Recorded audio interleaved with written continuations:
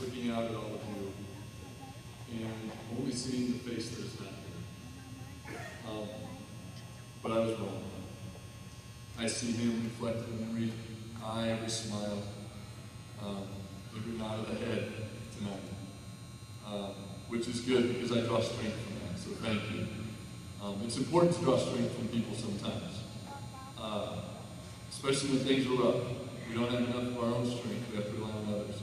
So I want to begin by saying thank you to the parents, the grandparents, guardians, cousins, friends, relatives, anybody here tonight who was a positive influence on these young people sitting before me. It is not easy for a child to make it to these seats. Without you in their lives, it would have been a lot more difficult. So thank you very much for all that you've done.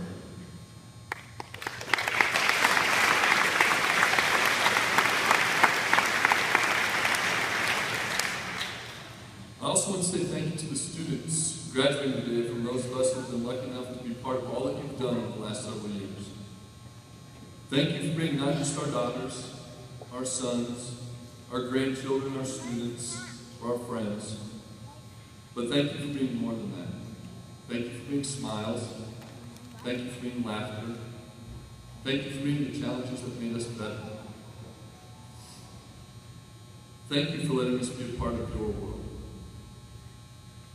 You've just heard two wonderful messages about how greatly you can impact others and how you can change the world, your world. As a teacher and coach, as a father, I've spent a lot of time in your world, whether I want to or not, and I've noticed some things that I would like to offer some advice on, some things that I think you can decide to influence, some things that I think you can decide to change. I've noticed that so much of the world of your generation is about technology. It's Google Docs, Moodle, Edmodo, fill in the blank. Then when the teacher's not looking, it's Facebook, Snapchat, Twitter, anything else you can do without getting in trouble. People today barely get a chance to take a breath and truly enjoy something beautiful before there's a beep or a buzz or a ringtone of some kind wanting their attention on something else. So here's my first piece of advice. Turn your phone off. Shut down your computer. Log out for just a little while every day. Instead of messaging, sit down and have an uninterrupted face-to-face conversation with someone. Instead of looking at the world through pixels, go for a walk. See it in real life. Even just take a minute, close your eyes, tilt your head back, and feel the sun on your face. The world is full of beautiful things. They can't all be captured in 140 characters or carried on the world's largest 4G network. Don't miss them. I've also noticed the world of your generation is full of pressures. Pressure from parents, pressure from teachers, pressure from friends, pressures to take the right classes, apply to the right schools, get the right jobs, have the right phone. Pressures to be at all the practices, all the rehearsals, all the study groups, all the camps, all the tournaments, all the performances, all the competitions, and on and on and on. Pressures the rest of us never had to deal with. Pretty soon, those pressures are going to be coming from other places, whether it be professors or bosses or spouses. You may not be able to avoid them altogether, but you can make the decision to be the one who doesn't put pressure on others. So my second piece of advice is this. Instead of so much pressure, choose to give grace. One thing I've learned over the last couple of years is that there's no greater gift you can give someone than grace. I have a book I like to read sometimes. It's a very good book. It's actually the greatest selling book of all time. You probably have it online around your house somewhere.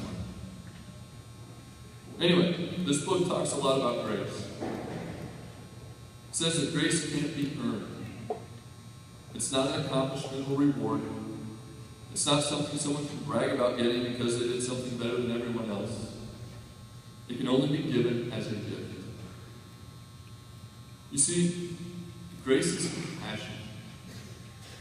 Grace is forgiveness. Grace is understanding. And when things seem to be at their absolute worst, grace is saving. The world of your generation is going to need grace. Be the ones to give it. One other thing I've noticed is that the world today, the world of your generation that you are now entering, seems to focus so much on numbers. Everyone wants something that looks nice in a graph or chart or fits easily into a headline. Consider your last 4 years. Test scores, state and national rankings, RAI scores, the list goes on. Some of the numbers on that list are very impressive. For example, here are some of the numbers from your 4 years at Cullahide. Average ACT score this year, 25.1. Median GPA for the class of 2014, 3.1. You have earned more than 3,000 college credits during your career in high school. 4 grand championships, 8 3A championships in show choir, 10 speech all-stagers this year alone. 0 losses in Class 3A marching band competitions. 1 state jazz championship, 1 triple crown in quartet, and at least 23 conference championships, 15 district championships, 20 state qualifiers, and 2 state championships so far in various sports and activities. And those are just team numbers. They don't include individual accomplishments. Those are incredible. I hope someday you understand how incredible that truly is, that list of accomplishments. Something to be proud of, but you're not numbers. You're not something on a sheet of paper, in a file. You're not a score on a test. You're not a GPA, a class rank, or an ACT score. You're not trophies, plaques, or banners. You're people. You're classmates. You're stories. You're a story about acting out brown bear, what do you see in Mrs. Turner's kindergarten class? You're a story about a 4th grader sitting in the front of the room, reading to her classmates when Mrs. Voss had a meeting and the substitute teacher never showed up. You're a story about sticking your finger in the fan in the 6th grade study hall. You're a story about how after doing pull-ups in Mrs. Melvin's PE class, you asked for some thread. Why? Because your biceps were so ripped they needed fixed. You're a story about your parents taking Mr. Schulte up on his offer to come to a math class with you. You're a story about 6 Power Rangers making a 4-year-old boy feel like he can save the world.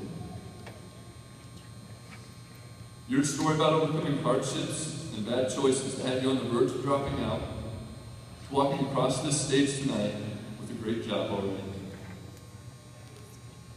You're a story about being a cancer survivor by the age of 14. You're a story about losing a parent. You're a story about overcoming the death of your best friend. Your stories of winning and losing, stories of falling and getting back up, stories that make people laugh, stories that make people cry.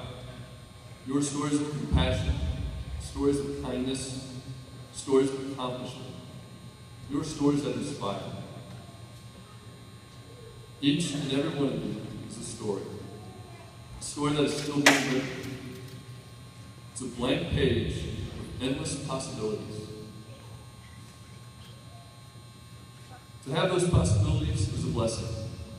It's exciting. So my final piece of advice for you, my prayer for you, is that you take advantage of that possibility, capitalize on that excitement. Don't wait. Leave here tonight. Begin writing another chapter in an amazing story. A story that is worth sharing with others. I want to finish by saying congratulations to the class of 2014. You are at the pinnacle of a great accomplishment. A feat that comes with challenges most people here tonight aren't even aware of. Yet you overcame those challenges, and now you're ready to put pen to paper and begin writing the next chapter. So as a fellow ILL, as one of your coaches, as one of your teachers, as one of your fathers, I want to tell you how very proud I am of all of you. And I have a message from a friend. Thank you.